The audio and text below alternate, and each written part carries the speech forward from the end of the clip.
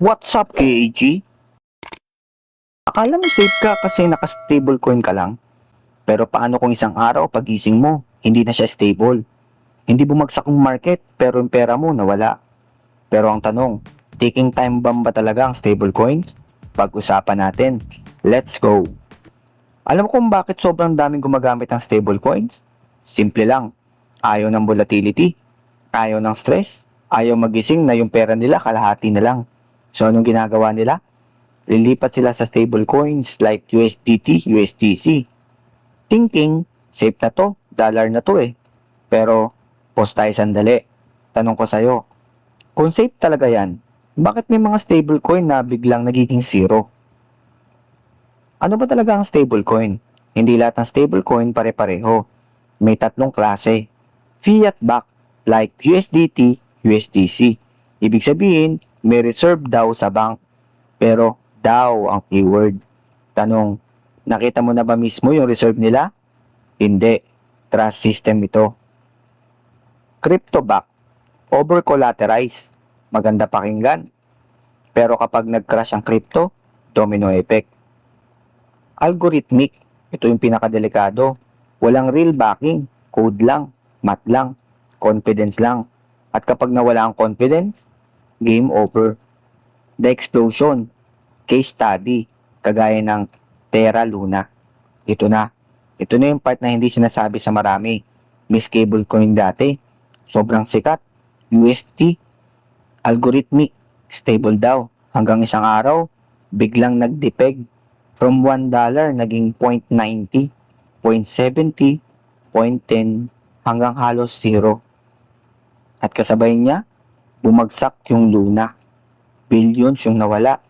Mga tao, wipe out. Kung nangyari na siya dati, bakit hindi siya mangyayari ulit ngayon? Ito yung mga hidden weakness. Centralization risk. Yung iba sinasabi, crypto is decentralized, pero stablecoins, control ng company. Pwede nilang i-freeze ang wallet mo anytime. So ang tanong, pag na-freeze ang pera mo, crypto pa ba yan? Pangalawa, bank dependency. Kahit sabihin nilang may reserve, nasa traditional banks pa rin. So kung may bank issue, ripple effect. Liquidity illusion, mukhang stable. Pero kapag sabay-sabay nag-withdraw, bank run. At dito nagsisimula ang panic.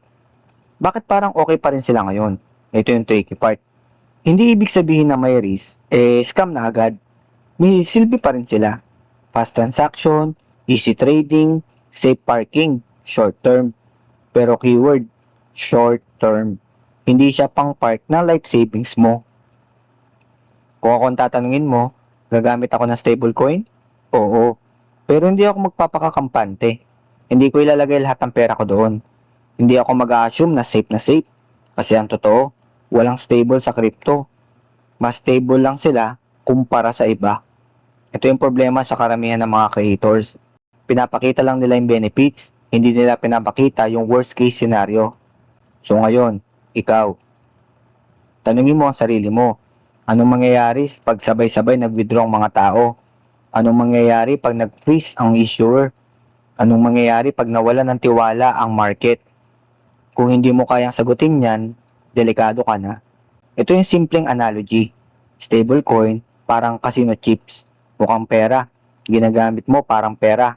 Pero control ng casino. At kung magsara ang casino, wala ka nang magagawa. Hindi ang volatility ang pinaka-risk sa crypto, kundi false sense of security. Yung feeling na safe ka, yun ang pinakadelikado.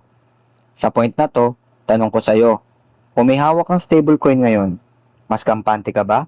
O mas kinakabahan? At kung bagong pasok ka sa crypto, ito ba yung part na gusto mong marinig dati pa?